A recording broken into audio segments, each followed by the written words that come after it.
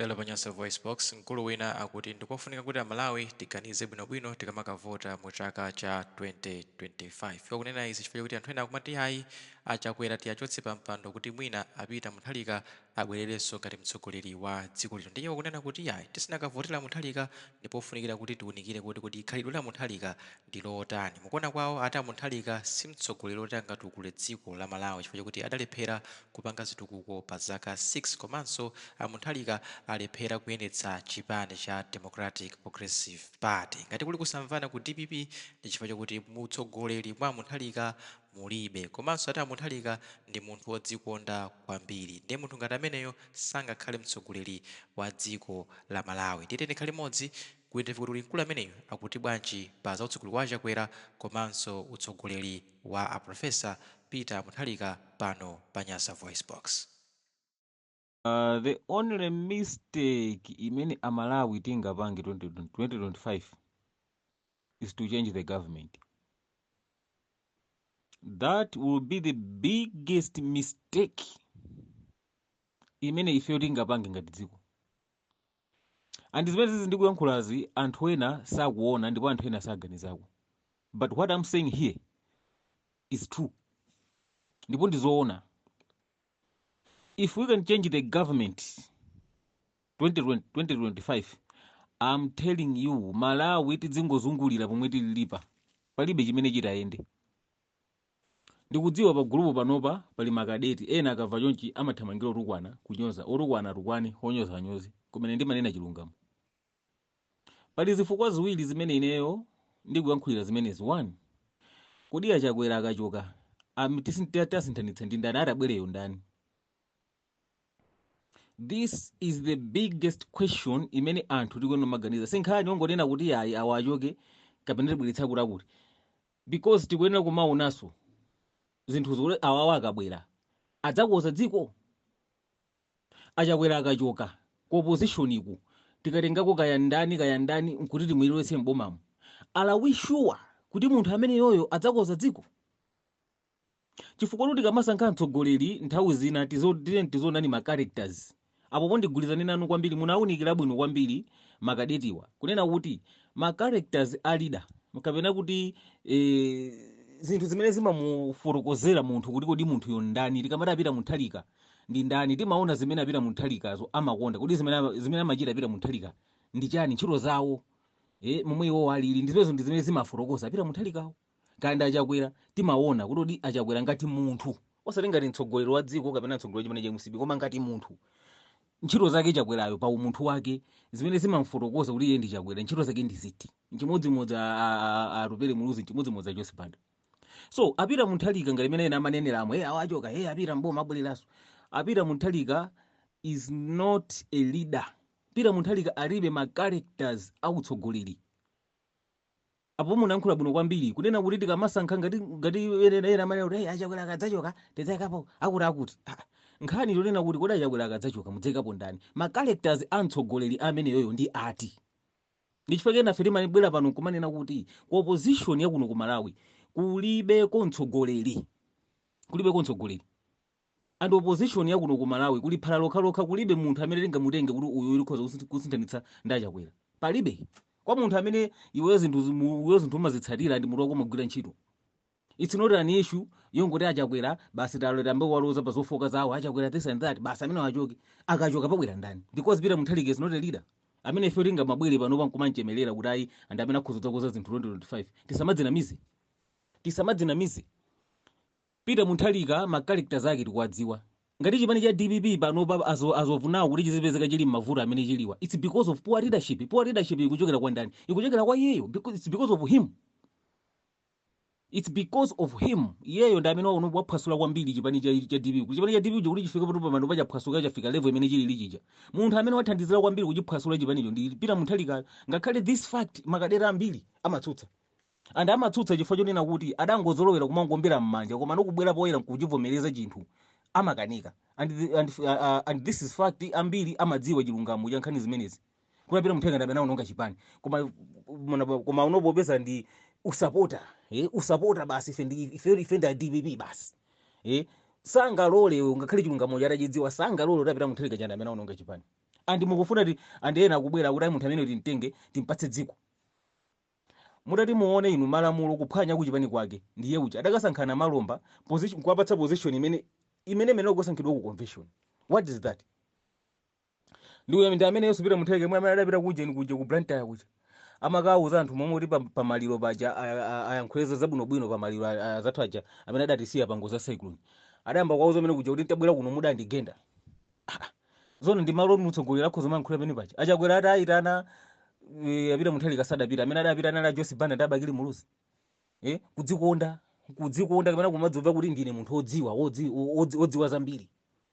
Now munthu amene yoyo mukunena kuti mukasinthanitse nchakwera 2025 does that make any sense? Munthu murwanu mu zinthu zili bwinobwino wafusa zifukwa zake akuti ayi mwalamulo wa Peter Mutharika zinthu zinaliko bwino than wachakwera. Ngati zili choncho ndeti nditenge Joyce Banda apo munayankhula bwino kwambiri kuti if that's the case ndeti nditenge Joyce Banda chifukwa Joyce Banda ulamulo wake unali bwino kwambiri usana ndi wa Peter Mutharika.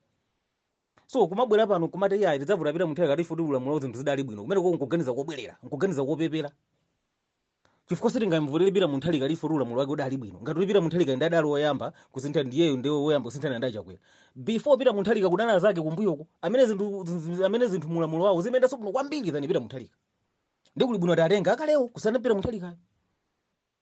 Rapo omwe yankhula bwino kwambiri abwana mwankhula bwino kwambiri awo ndikukhulupira kuti amva makaderiwo. So Peter Mutharika tikamona ma characters ake is not a leader amene ife 2025 munthu ungakalowe ballot box kukamvotera never palibe chimene tidzatolepo amalawi palibe and ine ndimamva chisoni kwambiri chifukwa chonena kuti Peter Mutharika even itemu yake imene adasinthana Joyce Banda 2014 zili kuko zonse zimene Joyce Banda ankapanga zonse zili kuko zonse zidayimitsidwa zonse. Ndikupatseni chitsanzo chipata cha kunkhatabe chimene Joyce Banda ankamanga chidayimitsidwa pa zaka 6 zimene Peter Mutharika amalamula dziko lino kumangomera zichile zatengera chakwera pano pa chipata kumachimalizitsa.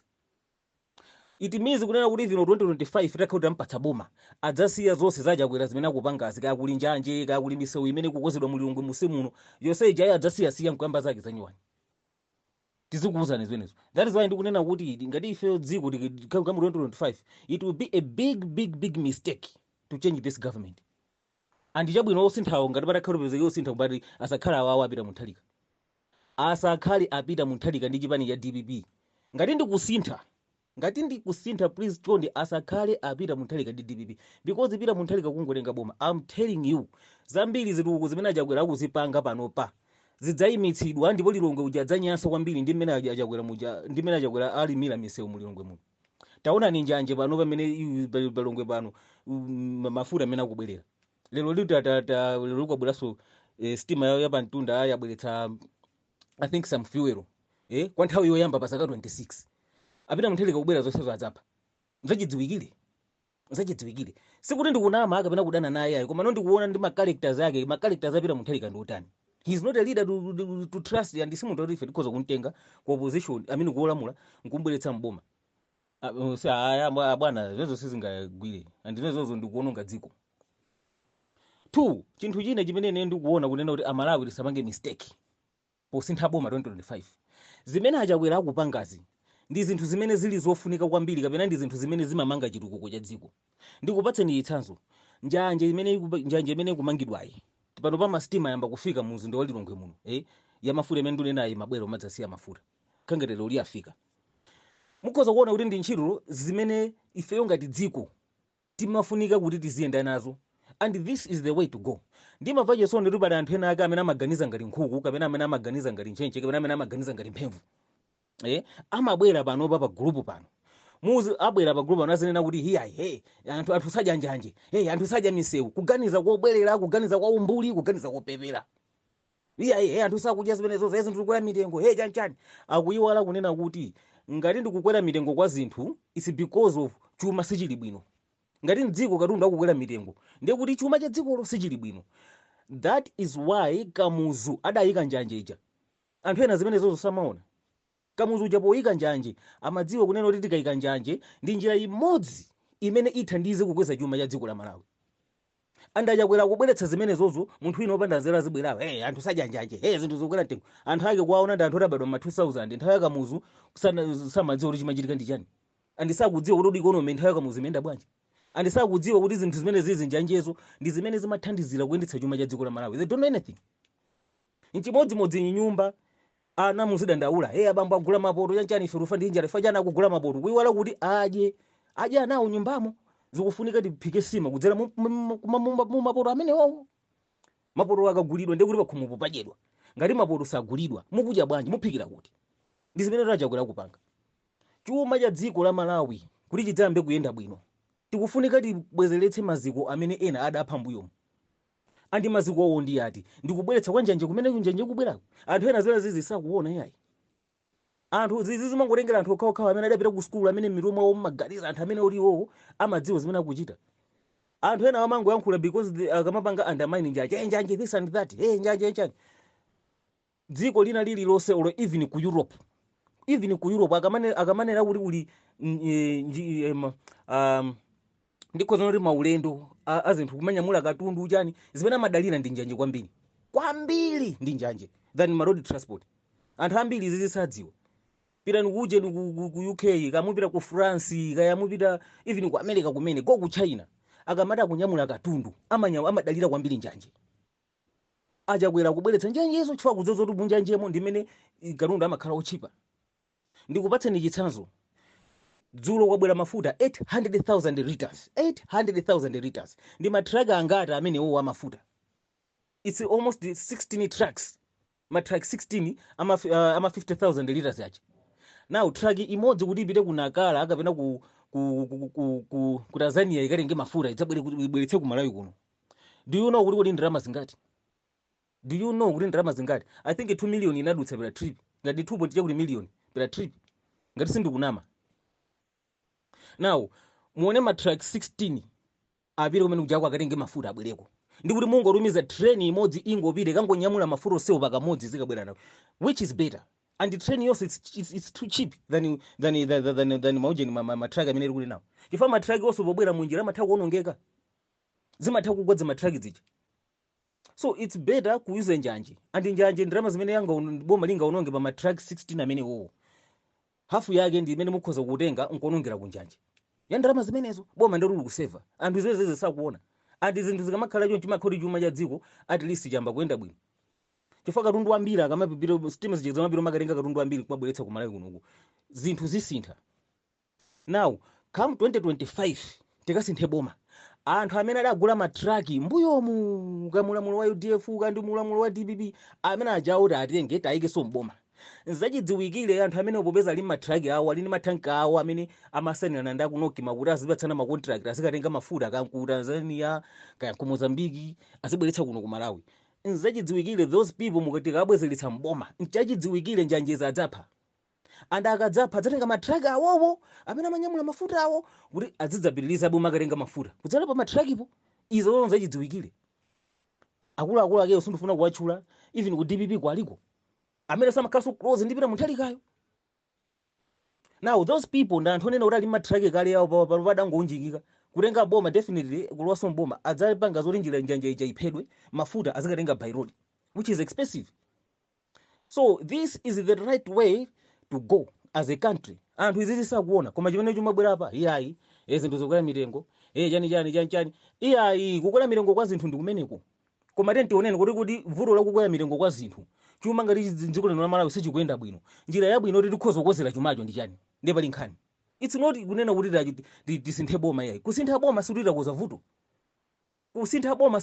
vuto. Yayi. The only way to go kapena to solve mavuto awawa ndi zimene achakwera yambazi zokoza njanje. Ndi zimene achakwera yapangazi zokoza njanje. And this is the right way to go as a country. Izi zimafunika anthu oti adapita ku school adaphunzira. Osati mulizi nazo mangobwera apa zinthu zokwera mitengo amene achoke chanchani amene wasokoneza chuma. Do you think kuti achakwera akachoka ena akabwera ndi adzakoza chumacho? Njira zake ziti? Chuma cha Malawi chidasokonekera liti? Thousands zake tikamakhala zidzifusa kunena kuti kodi chifukwa chachani nthawi ya kamuzu kwacha inali 1 to 1 ndi dola. Why kwacha nthawi ya kamuzu inali 1 to 1 ndi dola? Zimene zinkapangitsa kwacha kukhala yamphamvu ndi ziti? One of the things chimene chinkapangitsa kwacha kuti zikhala yamphamvu inali njanje. Chifukwa katundu kumali kuna mabwera koma mochipa. Anthu zimene zosamaona. So achakwera kubwezeretsa zinthu zimene zizi malo moti tinene kuti tizapange support koma this is the right way to go. Akutati senthe boma. Upanda nzeru.